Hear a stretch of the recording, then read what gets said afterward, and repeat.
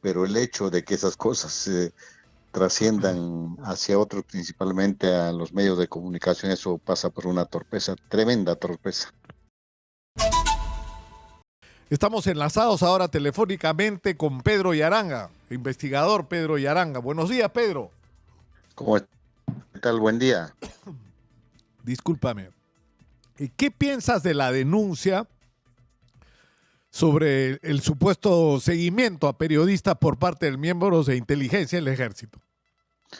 Me parece, estimado Nicolás, que es parte de alguna torpeza, porque obviamente las fuentes de inteligencia tienen que estar al tanto de todo, obviamente de comunicadores, de políticos, por diferentes razones, pero el hecho de que esas cosas trasciendan hacia otros, principalmente a los medios de comunicación, eso pasa por una torpeza, tremenda torpeza.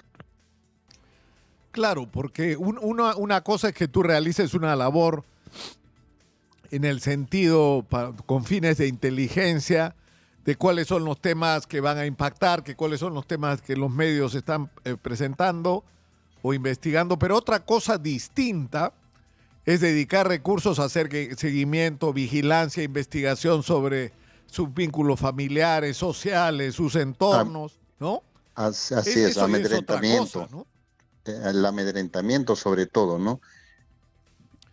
Claro, ahora, a mí me ha llamado la atención, Pedro, de que todas las personas nombradas en esta lista, estás tú, están periodistas de diferentes medios de comunicación, pero hay una línea conductora.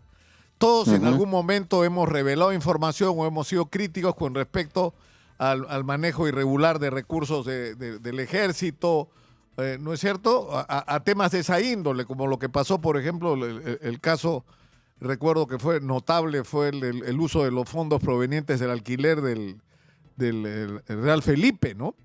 Y resulta que todas las personas que han alguna vez tocado este tipo de temas son las que están siendo investigadas, y la teoría que sostienen estos documentos, de ser cierto lo que sostienen, es que estos periodistas tendrían la intención misteriosa, que no se explica, de dañar al ejército como institución, para lo cual se le pagaría a malos elementos del ejército para que den información falsa sobre miembros del ejército. Eso es la teoría en la que se sustenta toda esta serie de documentos que se han presentado. Ahora tú, la pregunta que quería hacerte en primer lugar es, ¿tú crees que es confiable esta información, que podemos creer que es certera? Por supuesto que sí, yo ya lo he contrastado, incluso antes de que salga esta información ya me habían adelantado algo, hasta que el periodista de Willac me confirmó que existían documentos, le dije que me hiciera ver. Hay algunos términos que utilizan, lo contrasté, efectivamente. Uno siempre cuenta pues con amistades en los diferentes órganos de inteligencia, y obviamente tampoco voy a revelar esas cosas, ¿no? Entonces, obviamente me han confirmado de que es un documento interno, un documento secreto. Obviamente eso es por la desesperación que tienen algunos mandos importantes, involucrados en algunos presuntamente en malos manejos económicos y el mal uso a veces de los ambientes de la misma institución. Obviamente eso tendrá que investigarlo también pues, la inspectoría correspondiente. Claro, yo creo que hay cosas que hay que dejar en claro, ¿no? Porque ninguno de los periodistas a los que se hace referencia acá en Exitosa, no solo hablan de ti, ¿no? Como investigador, y de otras personas de otros medios. Acá en Exitosa hablan de Tito Albites y de mí como objeto de seguimiento y vigilancia. Pero ninguno de los nombrados como objetos de vigilancia son personas que están en contra del ejército o han atacado al ejército, todo lo contrario, ¿no?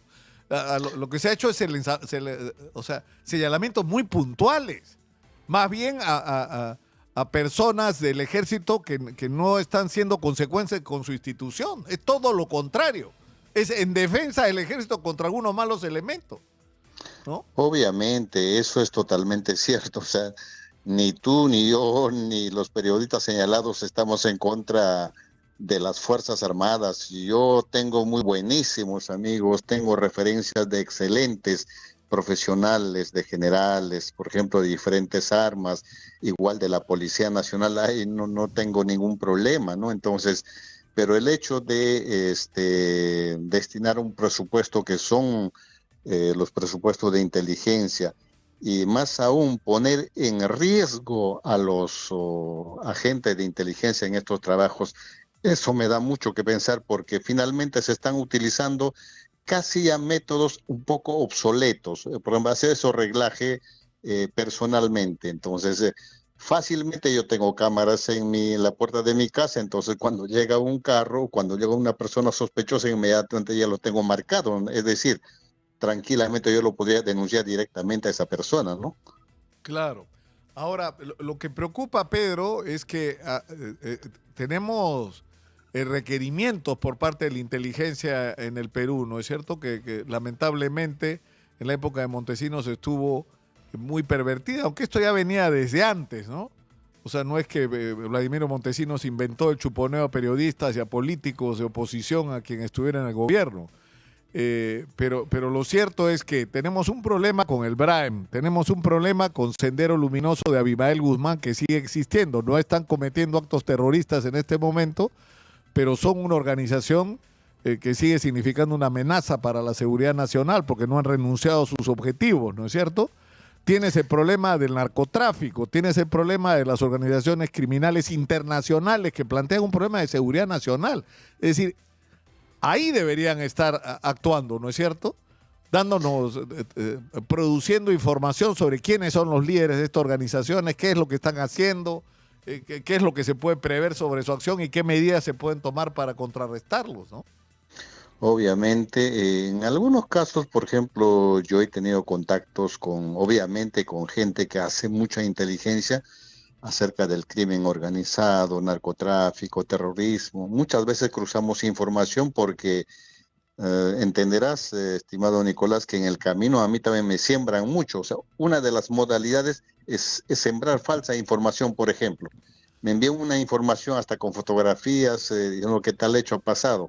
¿Qué pasaría si publico esas cosas? Simplemente, pues, sería pues un desliz, ¿no? En el Claro. manejo de la información. Tengo que cruzar con muchas fuentes y en esas fuentes también utilizo pues las fuentes del ejército, los amigos que siempre están en algunos órganos de inteligencia. De esa forma recién confirmo si tal o cual información es real o es falsa, ¿no?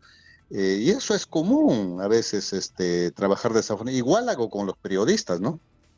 Claro, claro. Ahora, ¿qué es lo que debería pasar en este caso? O sea, lo lógico sería que si hay una denuncia, se acredite si esta es verdadera o falsa y se haga una investigación, ¿no? Porque pero la respuesta se ha producido es una respuesta cerrada, ¿no? Eso es lo malo. Aquí en este caso directamente debe intervenir inspectoría, porque finalmente es el mal uso de los recursos económicos destinados para un fin, y ese fin tienen que ver con la seguridad del país. Esos son los trabajos de inteligencia, y esos recursos se están mal utilizando. Y esta denuncia no es de cualquier persona, esta denuncia es netamente de algunos miembros justamente de inteligencia, que ven pues de que a veces en parte se están mal utilizando esos recursos, ¿no? Por eso es que sale esta denuncia. Claro. Pedro, te agradezco mucho por la conversación, ha sido muy gentil, como siempre. Igualmente también. Un Buen día, abrazo. Nicolás. Muy buenos días. Pedro Yarán, investigador sobre terrorismo y narcotráfico en el Perú, ha estado con nosotros en la línea.